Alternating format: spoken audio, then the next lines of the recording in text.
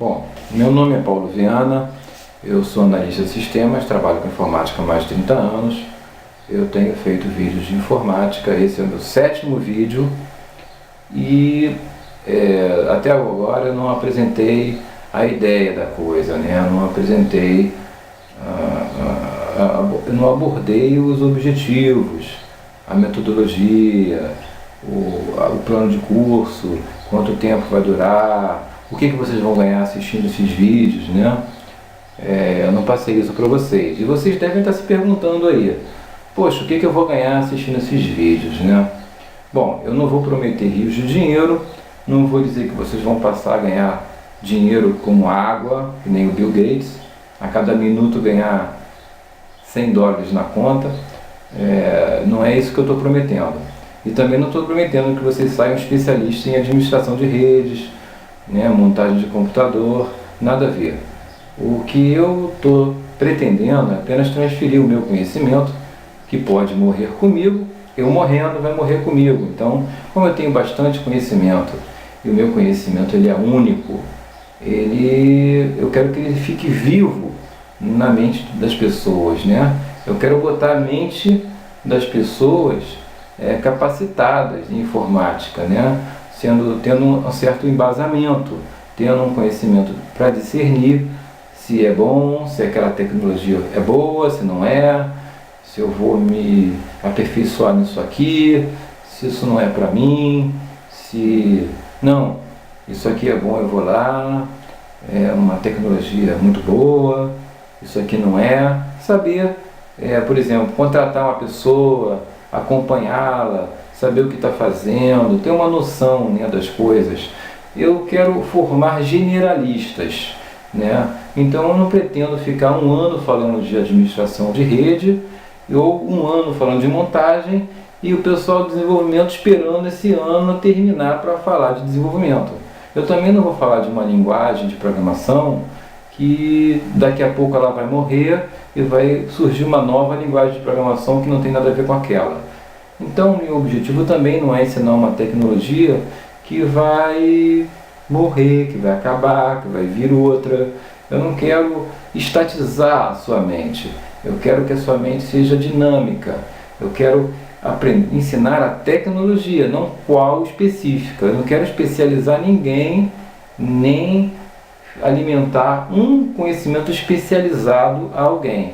Eu quero transferir conhecimento especializado. Pelo contrário, eu quero que você tenha domínio do todo de como funciona a coisa, entendeu? Eu quero que você tenha noção de como é melhor você trabalhar, de como é melhor a tecnologia, de qual a tecnologia é melhor. Mas restringir você àquela tecnologia para que ela um dia morra e depois venha outra, eu não quero. Eu quero não ter não formar um especialista. Então, se você já entendeu isso, já é o suficiente. Eu não quero formar um especialista, eu quero formar um generalista. E para eu formar um generalista, eu também não vou abordar um assunto de uma maneira direta. Eu vou abordar vários assuntos à medida que forem possíveis. Eu comecei falando de uma coisa básica, que é o primeiro equipamento que você compra antes de comprar o computador. Depois eu falei da história dos computadores, agora estou falando dos vocábulos e estou iniciando o assunto das especialidades da informática, que é rede de computador, comunicação de dados, né, linguagem de programação. Então eu já estou começando a abordar esses assuntos, mas a minha intenção, apesar de aprofundar em um assunto ou em outro, não é fazer o continuismo disso ficar chato e entediante para todos, né? Então eu vou continuar dando dicas para quem já conhece, fazendo quem não conhece aprender coisas novas, mas vou abordar todos os assuntos dinamicamente, sem ser um conhecimento especializado por longo prazo, entendeu? Então vai haver dicas, vai haver sempre conhecimento, né, aprofundado. Vou entrar no assunto, voltar, né, e fazer uma fixação na matéria. Tudo isso, todas essas tecnologias pedagógicas eu vou utilizar, mas não vai sair daqui ninguém querendo arrumar emprego na IBM, baseado no que assistiu o vídeo do Paulo, né? Não é bem assim. O Paulo Viana está só transferindo o conhecimento dele para vocês, mas não é por osmose também. É usando uma logística, toda uma estratégia paulatina, gradativa, retornando aos assuntos para falar de outro, para abordar um terceiro. E assim a gente vai fazendo um aprendizado gostoso sobre toda a área de informática. Tá bom? Até o próximo bloco.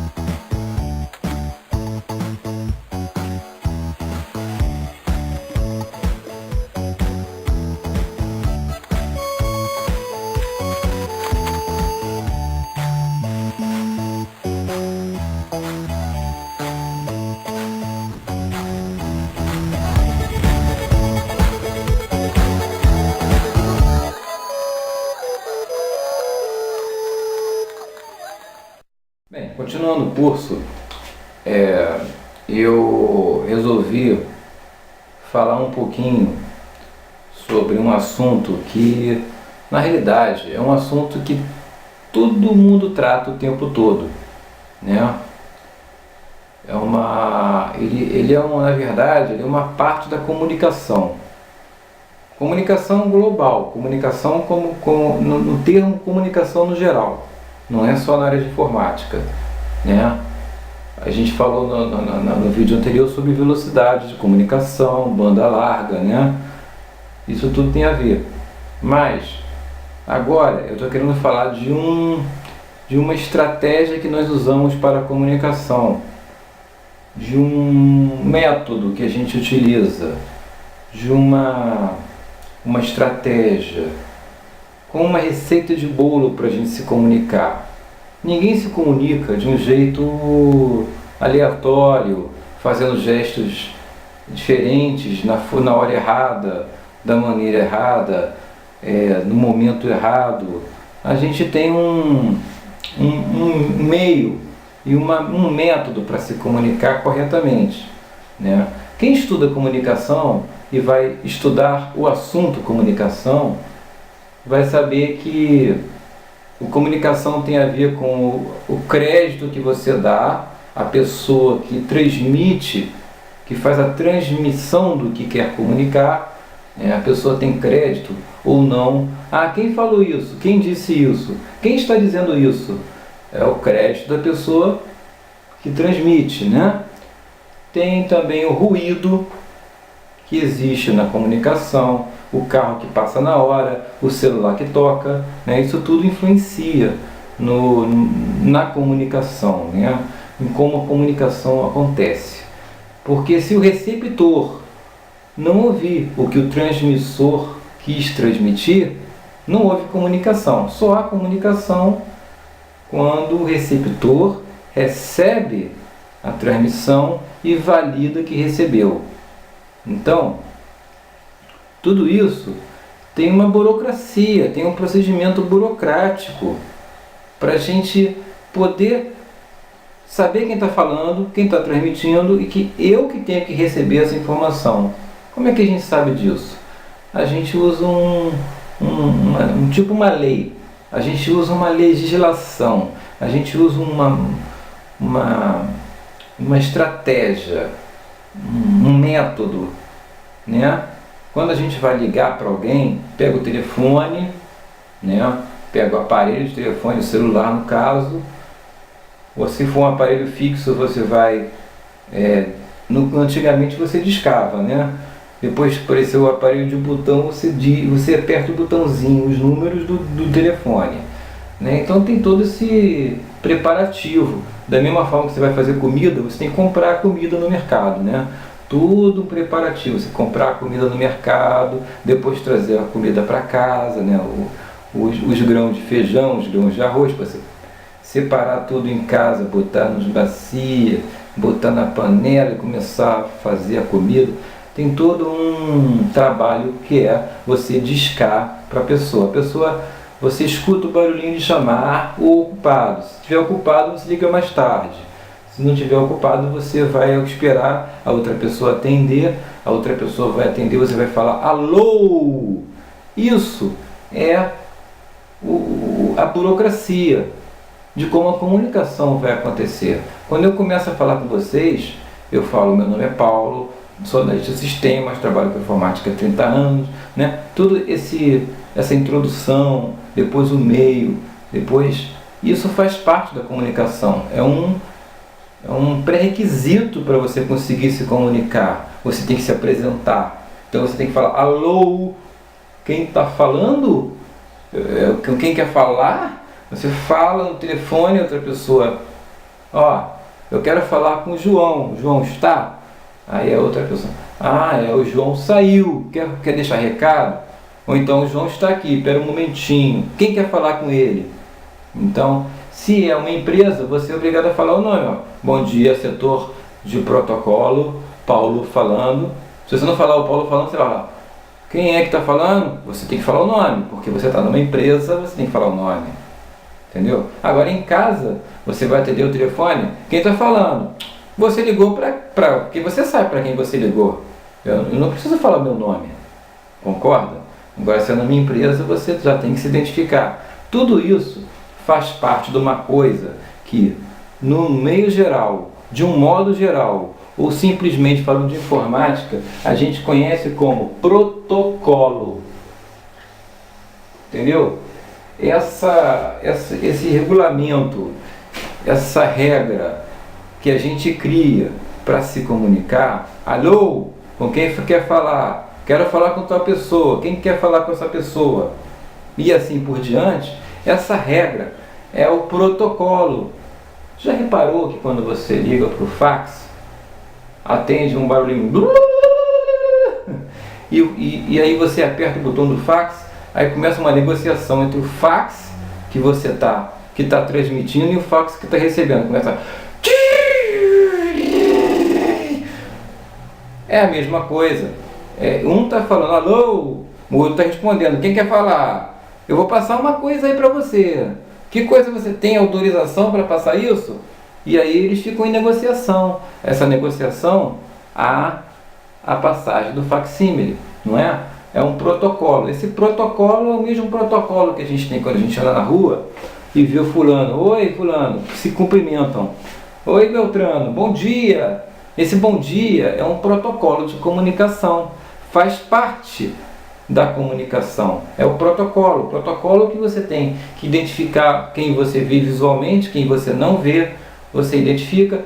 Como computadores, não importa, não tem visão, estando perto, estando longe, estando um do lado do outro, não faz diferença. Um equipamento hardware ou um software, para se comunicar com outro item de informática, tem que usar protocolo. Usa o tal protocolo X ou Y para se falarem, para negociarem. Quem tem autorização para o quê? Né? Vamos adiante. Então, quando a gente quer falar de protocolo, basta a gente dizer que o protocolo é um procedimento onde há uma negociação entre o transmissor e o receptor de uma determinada comunicação, certo? A ser feita. Essa comunicação a ser feita pode ser o início de um processo, né? De um procedimento. Eu vou abrir um processo contra o fabricante de placa de vídeo que eu comprei uma que deu defeito. Vou abrir um processo interno na minha empresa porque eu não ganhei hora extra esse mês. Então eu vou reclamar isso, vou abrir um processo, um procedimento de investigação. Vou abrir uma investigação lá na delegacia policial. Entendeu? Então geralmente você vai aonde? No setor de protocolo, onde você protocola um documento entendeu? E lá você tem o setor, o departamento, um lugar que dá o seu protocolo, que gera esse protocolo, que ali você sai com um documento, ó, eu iniciei um procedimento, um processo contra a minha empresa, ou contra a empresa X, porque está aqui, ó, datado e assinado, protocolado. Então esse protocolo é o início de uma conversação, de uma comunicação. Essa comunicação vai acontecer, seja por um intercomunicador, um interlocutor, ou seja, diretamente, essa comunicação vai acontecer ou está acontecendo. Entre um componente de informática e outro, há comunicação, computador com impressora. E entre o computador e a impressora há uma comunicação e há um protocolo a ser seguido. Numa rede de computadores há uma comunicação entre diferentes partes, segmentos da rede. Há um protocolo ali envolvido, um procedimento protocolar que nós vamos desvendar ao longo do tempo. Bem, qualquer neném percebe que entre um computador e uma impressora, né, quando um usuário quer imprimir alguma coisa, o neném ele observa assim, ele está vendo, ó, aquele camarada ali está querendo imprimir naquela impressora. Mas será que a impressora está ligada? Será que ele vai conseguir? Será que vai sair? Qualquer neném percebe. Pode ser um neném de 3 anos, um garotinho. Esse lance de você querer saber que a impressora está ligada ou não, isso é um procedimento que está ali integrado, que está ali implícito no procedimento de impressão. O computador, quando vai imprimir na impressora, ele tem que perguntar para a impressora: você está pronta aí, minha amiga? Porque eu vou mandar um trabalho para você imprimir. E se a impressora estiver pronta, ele manda. Pode estar pronta, mas pode dar um defeito, um erro, e a impressora tem que avisar, ó, está dando erro aqui, ó, esse documento aqui está com erro, não está imprimindo não. Tudo isso tem que ser avisado. Então essa regra está sendo seguida, né? É um protocolo de comunicação entre o computador e a impressora, né? Tudo isso tem uma interface ali. Quando você fala quando a comunicação ela precisa de uma ligação, de um interlocutor, você está falando de uma interface. Por exemplo, um surdo consegue falar com o cego? Consegue, mas não diretamente. O cego vai falar, o surdo vai ouvir, mas não vai conseguir responder, porque o cego não vai vê-lo, né? Então um ficar falando com o outro, os dois não se entendem. Mas se você botar uma terceira pessoa ali no meio, você já vai facilitar a comunicação, porque vai ter um interlocutor, vai ter uma interface. Uma interface é sempre algo que é posto entre o componente 1 e o componente 2. Tem uma interface. Para o sujeito, que é o cidadãozinho lá, operar um computador, né? Existe o que no meio dessa comunicação? Uma interface. Essa interface que hoje nós utilizamos é o Windows. É uma interface gráfica, né? Por meio dela você executa um procedimento que você opera pelo teclado, pelo mouse, e você indica o que você quer fazer. Isso é uma interface, certo? Então, na comunicação, como eu te falei, você tem o transmissor e tem o receptor. Geralmente é nesse sentido, mas pode haver outro sentido. Pode o computador ter que falar para o ser humano, por isso tem um monitor, certo? Então, existe aqui uma interface que faz possível essa comunicação, certo? A mesma coisa em relação ao computador e a impressora, que está aqui, a impressorinha, que vai sair papel, entendeu? Ela também precisa da interface para essa impressão sair, né?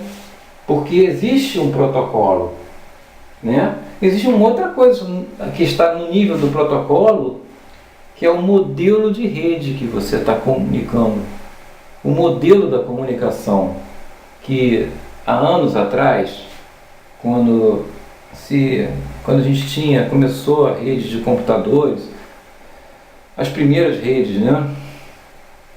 Foi necessário criar um modelo, né? Então houve uma instituição ISO,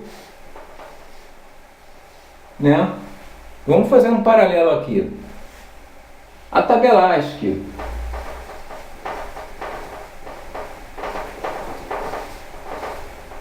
né? Ela foi uma tabela de caracteres, de símbolos que podem ser representados num byte no computador. Foi uma instituição chamada American Standard Code International Institute que elaborou essa tabela para que a gente hoje tivesse aquele conjunto de caracteres e pudesse falar com o computador e representar esses símbolos, né? Para efeito de rede de computadores, de comunicação de dados, uma instituição chamada ISO, né, criou um modelo chamado modelo OSI.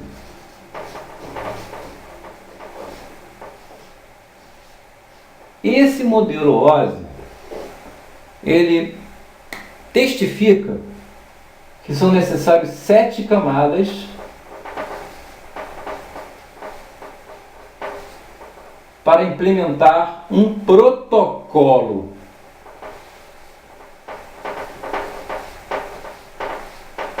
De rede. Então, quando você tem uma rede de computadores, pode ser que você não siga todas as camadas do modelo OSI, tem apenas algumas, entendeu?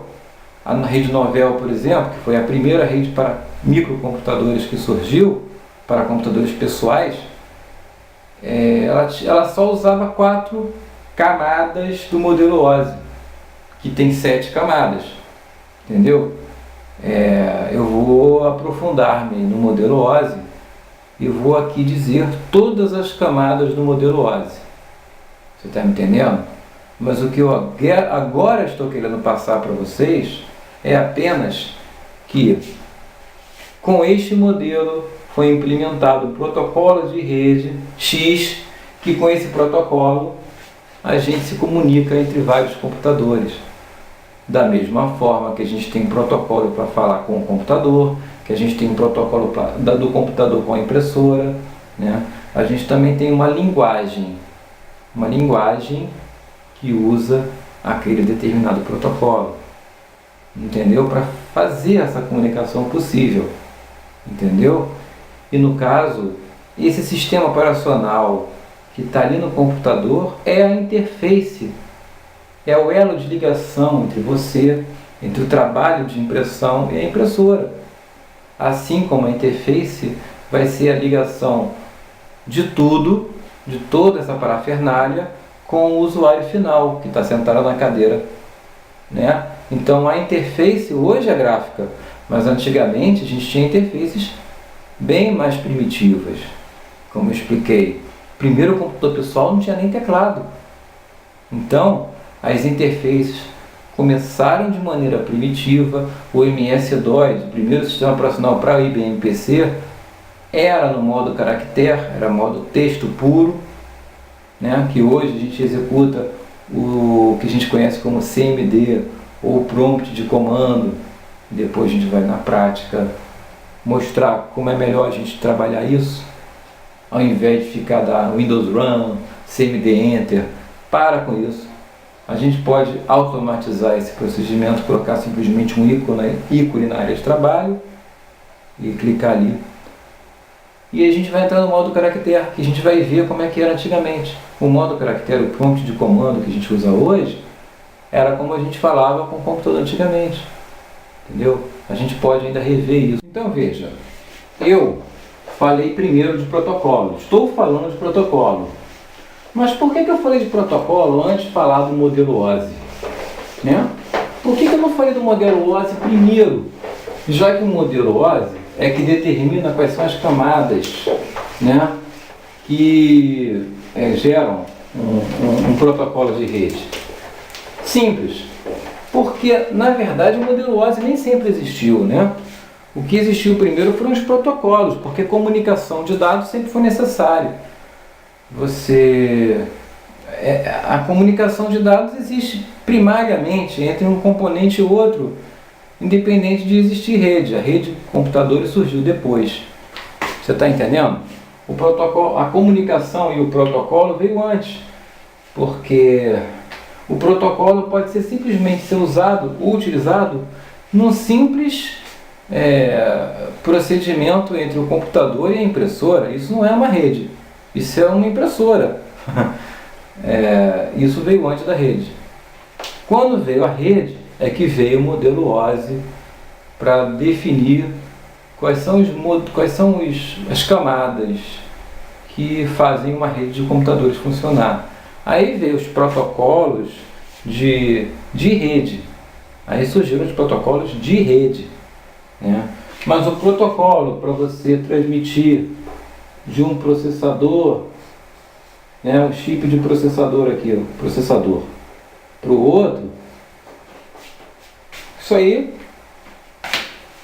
é um protocolo do processador para a memória. É um protocolo. A leitura de memória, como o próprio processador trabalha, tem um protocolo ali. Entendeu? Então, protocolo é um termo global, que independe de ter uma rede, independe, existe, é um protocolo. Você está entendendo? Tudo é protocolado. Você, numa empresa, você não chega na empresa e sai fazendo, você tem que protocolar, tem que avisar para o teu chefe. O teu chefe tem que estar sabendo o que você está fazendo. Se você faz sem seu chefe saber, não está protocolado. Então, tudo é protocolado no computador. Você tem que mandar o processador para o processador fazer alguma coisa. E aí já há um registro de log. Entendeu? Tudo quando você inicia o computador, quando você liga, já abre uma pastinha dizendo o que você está fazendo. Ó, ligou o computador a tal hora, entendeu? Isso aí já tem um protocolo ali embutido, nativo do sistema operacional. Então, eu não vou me aprofundar em protocolo agora. Eu vou deixar para me aprofundar em protocolo quando eu começar a destrinchar redes de computadores. Mas eu agora vou começar a falar de processadores, né? Como funcionam os processadores, né? O que são processadores? Microprocessadores, no caso dos computadores pequenos pessoais, né? Os microprocessadores, eles são, na verdade, fisicamente eles são chips, né? Ele é composto por eu vou mostrar para vocês na prática, mas é um quadradinho assim, né? Que vem lá o número dele, a marca, Motorola, digamos, do Apple aqui, só para a gente para os saudosistas. Tá lá, esse chip de processador aqui, que você tem lá na placa mãe do Apple, esse processador. Vamos imaginar, né? Saudosistas estão lembrando, né, desse processador, né? E você vê que ele tinha um ciclo de processamento, uma velocidade X, né? Mas eu não estou querendo falar disso, não estou querendo falar aqui de arquitetura dele. Como é que ele é composto? Ele é composto de quê? Ele é composto dentro dele. Se você pegar uma lupa, fazer um zoom no processador, você vai ver lá dentro do circuito existe uma unidade lógica aritmética chamada ULA. Essa unidade lógica e aritmética é a responsável pelos cálculos, mais, menos, vezes, divisão, né? É ela responsável pelos cálculos. Tudo que você manda calcular, ele tem uma ULA que faz os cálculos, a unidade lógica aritmética. E ele tem um endereçamento.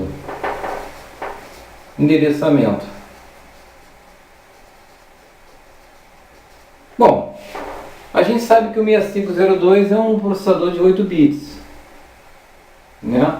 Ele é de 8 bits. Mas isso não quer dizer muita coisa. Apenas quer dizer que o endereçamento dele é de 8 bits.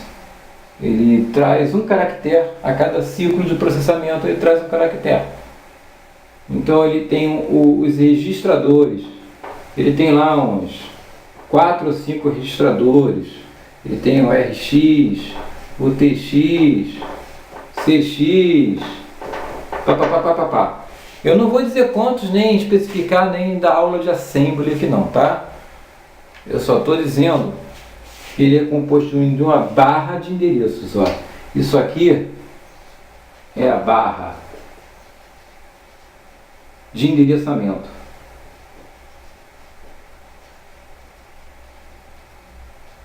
Porque tudo que ele faz é armazenar valores aqui dentro.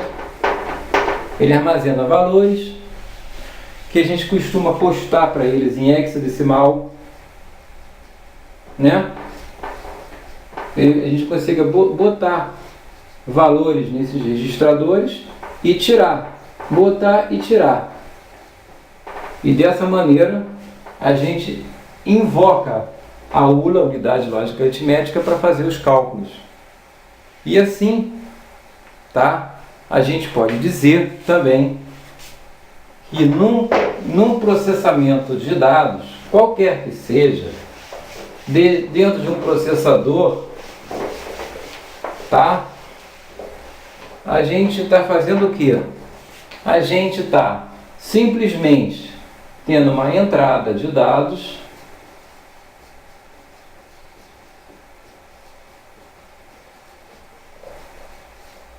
tá? Essa entrada de dados vai para o processador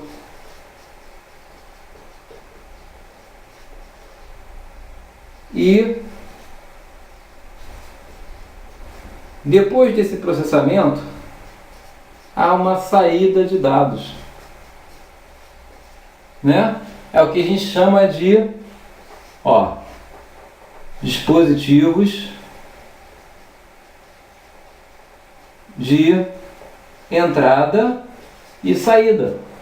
Então o teclado é um dispositivo de entrada, o mouse é um dispositivo de entrada. E o que é um dispositivo de saída? O vídeo, o monitor de vídeo, a impressora é saída. E o que a gente faz em processamento de dados? A gente simplesmente dá entrada nos dados, há um processamento e uma saída de dados. Você resume a informática a isso. Podemos dizer que um processador, um microprocessador, é o núcleo de uma transação de processamento de dados, sim. Ele é o núcleo do processamento de dados, ele é o coração de um sistema de computação. Agora, esse coração, ele trabalha com uma programação. Ele é programado para isso. Então ele tem um programa cujo resultado, cujo fisiologicamente olhando, é um conjunto de zeros e uns. O próprio processador vai ter um protocolo. Lembra que eu falei do protocolo? Ele vai ter um protocolo para ler essa sequência de zeros e uns e decodificar isso. Da mesma forma que você decodifica com quem você está falando, com quem quer falar, tem autorização ou não para falar, fala, negocia e depois termina com tchau. Da mesma forma que um facsímile fala com outro facsímile, da mesma forma que um computador fala com outro computador. O programa, ele, para nós, ele é inteligível, ele tem a gente interpreta o código, porque tem ali um código que não é tão baixo nível como um conjunto de zeros e uns. Se fosse um conjunto de zeros e uns, a gente não conseguiria entender, para começo de conversa. Então, você tem uma linguagem, e a primeira linguagem de baixo nível, como eu falei no vídeo anterior, é o assembly, que você tem alguns comandos lá, jump, endereço tal, hexadecimal, para o endereço para o registrador tal,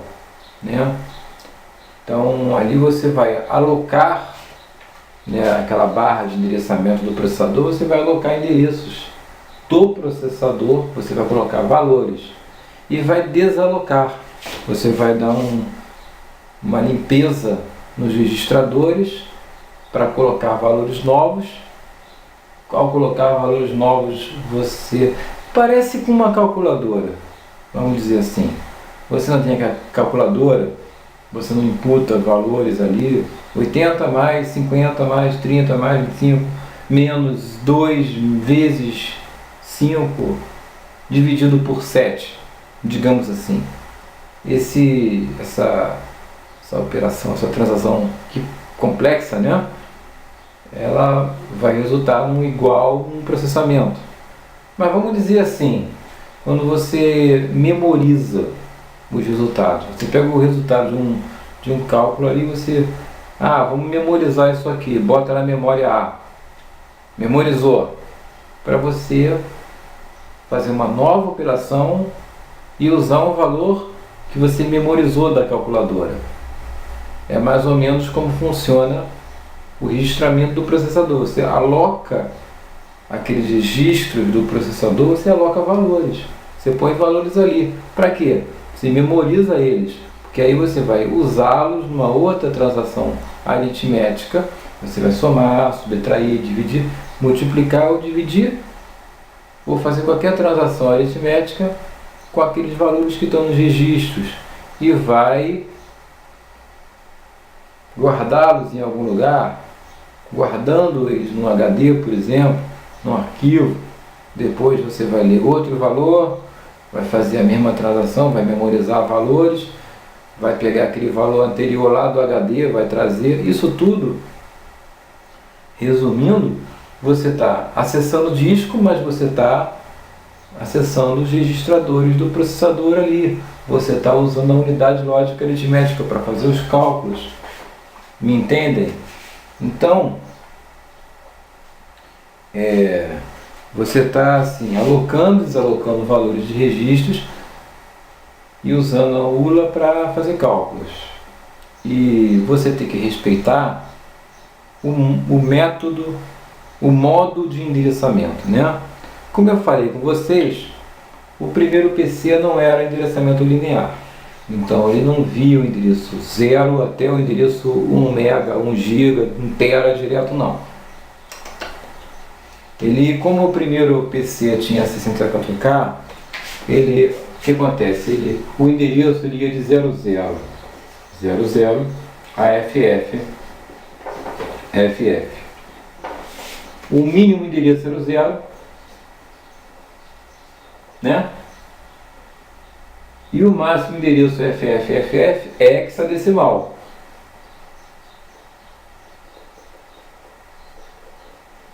Tá? Isso aqui era hexadecimal.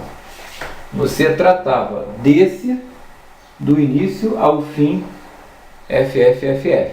Esse aqui, convertendo para decimal, é 65.535.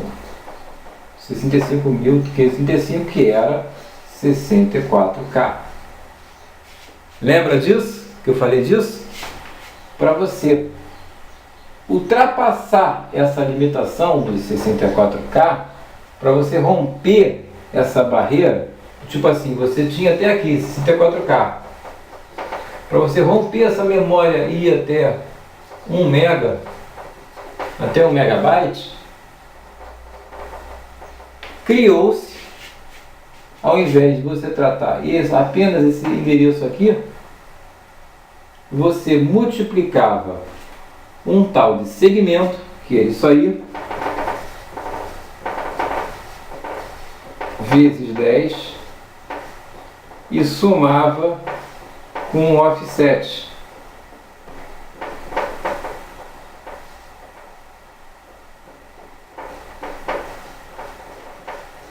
Né? Isso aqui, o programa que utilizava essa técnica de endereçamento linear até 64K continuava funcionando, porque ele multiplicava por 10 esse valor e somava com 0, o offset que era 0 por padrão, não tinha offset, então multiplicava isso aqui por 10, somava com 0, era o endereço físico que passou a ser referenciado.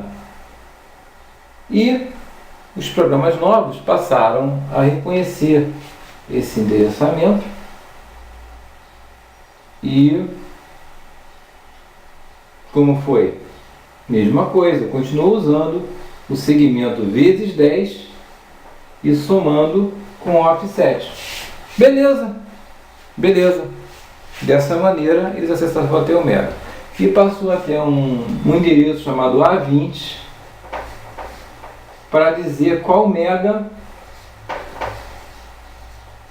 que se tratava aquele endereço. Isso, posteriormente, a Intel criou um modo exatamente igual a esse, mas chamado de modo real virtual. Vou explicar isso depois. Bem, no modo real virtual que a Intel criou, o que a Intel fez? Ela, no mesmo modo, segmento offset, onde você multiplica o segmento por 10 e soma o offset, para ir no endereço que você quer, no endereço de memória que você quer, ele criou várias máquinas iguais a essa. A possibilidade de você, tipo assim, paginar, tá? Paginar a memória dessa maneira. Vamos dizer assim, eu agora posso rodar no mesmo PC, no mesmo microprocessador, várias máquinas virtuais. Eu simplesmente abro uma máquina virtual, eu tenho um endereçamento todo disponível ali, do que tiver disponível para mim, eu abro aquele modo virtual e acesso a memória desse mesmo jeito que eu estou falando, no modo real. Mas só que ele é modo real virtual, é uma nova máquina. Então eu posso abrir vários processamentos concorrentes, rodando ao mesmo tempo, como se eu tivesse vários PCs num só. O que acontece? Quando eu estou rodando um programa, estou rodando uma aplicação, a minha aplicação fica toda gravada em disco. Aquela aplicação está ali em disco, sendo trabalhada. Eu vou abrir uma máquina virtual, pronto, uma nova máquina, como se fosse outro PC. Quando eu executo as coisas ali, eu não vejo o que está sendo executado no outro programa. Um programa fica rodando aqui, o outro programa está rodando em outra parte, sem nem enxergar o outro, nem saber o que o outro está fazendo, não interessa. O programa que está rodando o programa A, eu passo poder, com o modo virtual, modo real, virtual da Intel, eu posso abrir um processador, digamos, um 8087, digamos, abro um novo processador 8087, sendo o mesmo, de mesma arquitetura. Só que esse aqui está rodando numa parte da memória, essa aplicação roda numa parte da memória. O que eu tiver na nova área virtual está em outra parte da memória que não está vendo a primeira. Então, o 8087A é diferente do B. Eu tenho o programa A e o programa B. Um não está sabendo o que o outro está fazendo, mas também estão em áreas de memória diferentes. Está vendo a memória aqui? Estão em áreas de memória diferentes, rodando os mesmos comandos semelhantes, acessando diferentes endereços, outros endereços. Um não está se metendo no outro. Eu pareço que saio um parece que sai da memória para entrar outro, mas não saiu não, ele está tudo lá armazenado em disco esperando eu voltar. Fica tudo ali em disco, continua rodando com o modo virtual, intercalando com outros, porque essas máquinas virtuais eu vou ter vai ter um multiprocessamento. Quer dizer, a Intel criou um modo de multiprocessamento. Eu posso ter várias máquinas virtuais rodando ao mesmo tempo e sem um interferir no outro. Só que não estão disputando os mesmos espaços de memória não, nem podem se referenciar aos mesmos espaços de memória. Se eles fizessem referência à mesma memória, haveria um crash, aquele erro de tela de fundo azul, letra branca, aquele tela azul de morte, se referencia a um erro exatamente esse. Quando um programa, quando um driver, quando uma aplicação acessa a memória de outra, aí vai dar aquele erro de fundo azul. A tela de morte do Windows, que vocês conhecem hoje. Com tela de morte, é exatamente isso. Quando um driver, um programa, uma aplicação interfere na área de memória do outro. Mas é por quê? Porque a Intel possibilitou que várias aplicações sejam rodadas em várias máquinas virtuais. Cada máquina virtual acessa seus endereços de memória, suas aplicações, sua aplicação sendo rodada ali, independente da outra, e o sistema operacional, através da sua organização de computadores, através da sua arquitetura de multiprocessamento, né, ela gerencia isso, as máquinas virtuais. Abre a máquina virtual A e processa. Daqui a 5 segundos abre a B e vai dando alguns segundos para cada máquina rodar ao mesmo tempo. O que faz com que as aplicações pareçam estar rodando ao mesmo tempo, mas não estão. Elas rodam em tempo real, mas preemptivamente. Eu vou explicar para vocês o que é multiprocessamento, né, cooperativo e preemptivo. São os dois tipos de multiprocessamento, né? O cooperativo e o preemptivo. Vou explicar para vocês daqui a um segundo.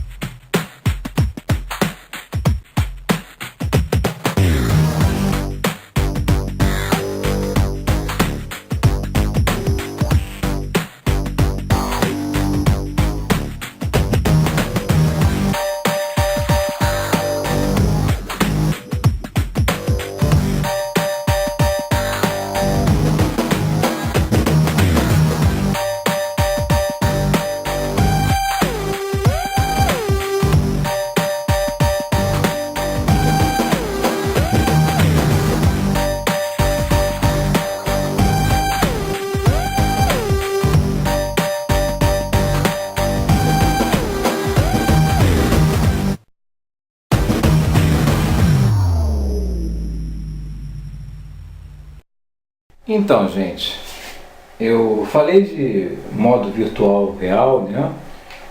Em que o endereçamento continua sendo referenciado com o segmento F7, mas você abre vários processadores virtuais, né? Aí você tem o processamento A, o B, o C, você vai abrindo máquina virtual, cada uma se referencia a seus respectivos endereços, cada programa roda independente um do outro, mas se houver algum conflito, algum acessando o endereço do outro, crash, dá aquele erro de fundo de tela azul, foi isso tudo, né? E falei que esse multiprocessamento, na verdade, não é multiprocessamento, é uma multitarefa, né? É um processador só. Num microprocessador,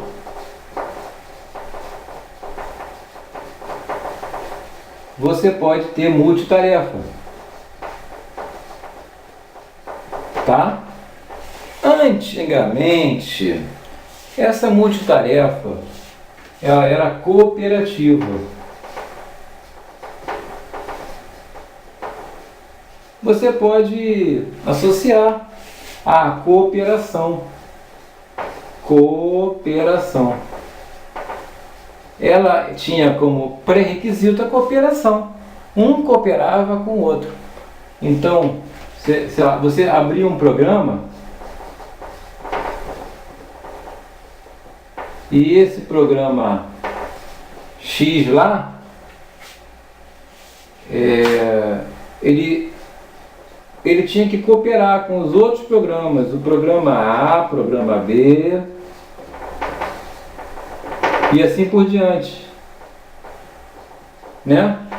Havia uma cooperação, porque era multitarefa cooperativa.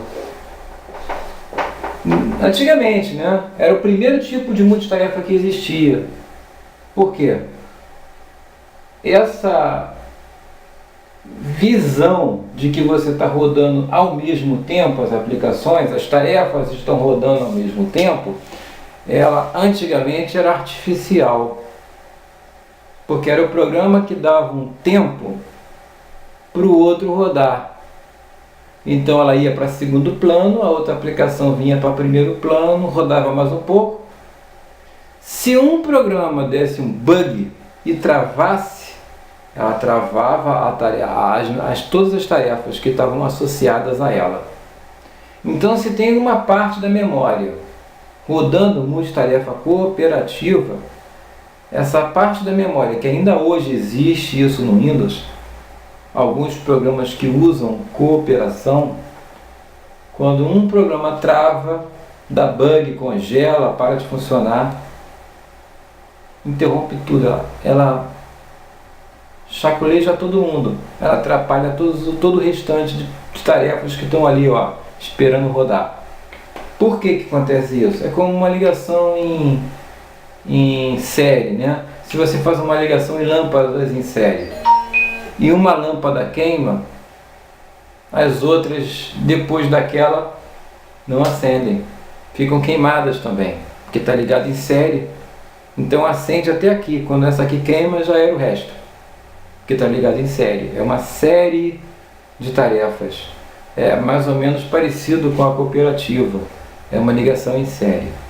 O que é a multitarefa preemptiva, que foi uma evolução da cooperativa? A preemptiva foi dar responsabilidade ao SO, ao sistema operacional. Então, passou-se a ser o sistema operacional responsável pela multitarefa. Ao invés do programa ter que cooperar, a área de memória que roda tarefas preemptivas, elas não são gerenciadas. Essa multitarefa não é gerenciada pelo programa. O programa não é obrigado a dar espaço para outros. Ah, pode dar espaço para o outro, para aí eu e vai para outro. Não. Quem faz isso agora, na preemptiva, é o SO. Então, simplesmente, os programas que rodam preemptivamente, na multitarefa preemptiva, eles fazem com que o SO passem a gerenciar o tempo de cada programa. É o SO que passa a ser responsável. Então esse tipo de multitarefa ficou conhecido a multitarefa preemptiva. Entendeu? Onde passou a ser o SO, que dá um certo tempo para cada programa. Epa, roda você agora. Rodou. Tchum! Ele chaveia entre as tarefas. Programa A, mais 5 segundos. Passou os 5 segundos, vai para o programa B. Ele dá uma pausa. No que ele dá uma pausa, ele simplesmente faz o gerenciamento de memória dele automaticamente chavear para outro foco. Quando ele muda de programa, ele só tende a proteger a área de memória que é utilizada por outros programas. Ele só enxerga o que está disponível para aquele programa, entendeu? E o que ele está usando ali, não está está ignorando completamente, passando em branco. Só existe aquela aplicação para ela, aquela tarefa. Está rodando a tarefa, não está sabendo das outras, só está vendo os disponíveis, a memória disponível, aí está usando aquilo ali. Quando dá os 5 segundos, ele passa automaticamente para outro. Ao contrário da cooperativa, que era a responsabilidade do quê? Da aplicação. A aplicação que tinha que ser multitarefa e ela que tinha que ficar dando esse tempo para fazer o chaveamento. Agora, se a aplicação parar na multitarefa preemptiva, o Windows já é capaz de avisar o usuário: olha, a tarefa aqui não está respondendo. Não sei, Microsoft Word não está respondendo. É quando ele sabe que o programa está pensando, está operacional, mas está pensando, não está operacional. Para ele, para todos os efeitos, aquele programa parece estar offline. Aquele programa ali não está respondendo. Ele é capaz de ignorar esse aviso, chavear para as outras tarefas e ficar só te avisando. De tempo em tempo ele volta lá para ver se o programa está respondendo. Te avisa, não está respondendo. Quando vem aquela ampulheta lá, a pulheta, né? E fica mostrando para você que tem alguma coisa pensando ali. Mas ele não para naquilo ali, ele é preemptivo, pô. Entendeu? Você pode inclusive dar um Ctrl Alt Del, ver uma lista de tarefas e excluir a que tiver offline ou não estiver respondendo. Então você tem a possibilidade até de eliminar as tarefas, de desligar uma máquina virtual. Que cada tarefa, nesse modo, é uma máquina virtual. Entendeu? Capaz de gerenciar a memória do mesmo jeito que o modo real, né? É claro que hoje também existe o modo protegido. Então, quando dá crash, aquele de fundo de tela azul de morte, a gente pode deduzir que ou o driver está com problema, está corrompido, entendeu? Ou é preciso fazer uma reinstalação de driver, né, uma atualização dele. Ou o driver, se não tem problema, é a memória que está mal funcionando, que não está funcionando direito. Você tem que fazer uma limpeza na memória. E a gente vai explicar, eu vou explicar para você como é que se faz a limpeza das memórias para você na prática. Eu vou mostrar para vocês como é que é uma memória, tá? Como é que é um processador, como é que é uma memória, entendeu? Placa-mãe. Vou mostrar para vocês isso. Vou ensinar vocês a limpar a memória fisicamente, né, com uma borrachinha. E fazendo a limpeza da memória, recolocar a memória da forma correta. Da mesma forma que eu posso explicar que só existe um jeito de colocar memória, né? Não existem várias formas, existe só apenas um. Isso facilita. E retirar a bateria da CMOS também às vezes resolve algumas questões. Fazer uma manutenção preventiva. A manutenção preventiva, que é o que?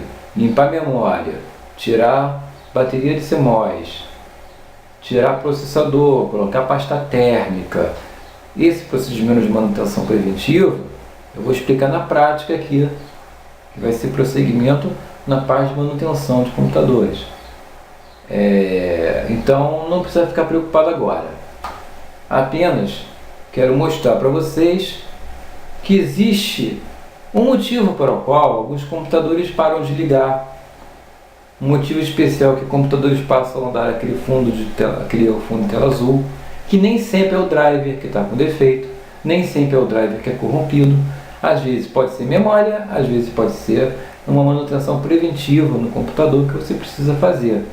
E aí que muitos técnicos podem te enganar, podem te enrolar, né? Podem contar altas historinhas para ganhar dinheiro em cima de você. Entendeu? E aí é que você precisa ter esse conhecimento para você mesmo agir nesses momentos, para você não gastar dinheiro por qualquer besteirinha. Entendeu? Isso é verdade.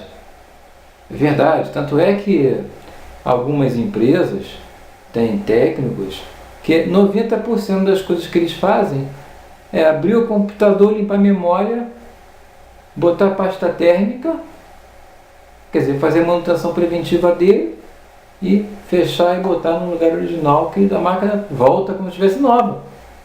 Passa o ventilador ali, um aspirador de pó, deixa a máquina tinindo, limpa, fazer uma limpezinha com um paninho.